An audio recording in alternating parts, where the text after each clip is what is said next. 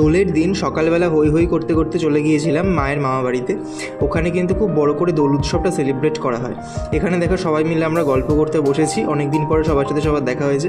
আর দেখো কি বিরাট আয়োজন করা হয়েছে, বাইরের একটা জায়গায় খোলা জায়গায় রান্না করা হচ্ছে, গরম গরম লুচি ভাজা হচ্ছে। আর লুচি খেতে তো দারুণ লাগে। তোমরা কারা কারা লুচি খেতে ভালোবাসো অবশ্যই কমেন্ট করে জানিও।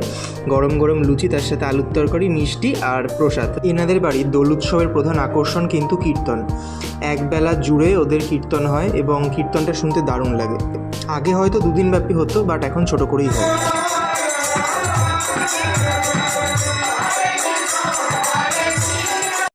আর এখানে আমার একজন মামা, উনি ঠাকুর পুজো করছেন, কীর্তন হচ্ছে, তার সাথে সাথে উনি আরতি করছেন। দৃশ্যটা খুবই সুন্দর। আর এখানে আমি ঠাকুরের পায়ে সুন্দরভাবে আবির দিচ্ছি। তারপর দুপুরবেলা ভোগ প্রসাদ খেয়ে সবার সাথে ছবি তুলে সুন্দর মুহূর্ত কাটিয়ে বাড়ি চলে এলাম। ভিডিওটা ভালো লাগলে সাবস্ক্রাইব করে দিও। টাটা।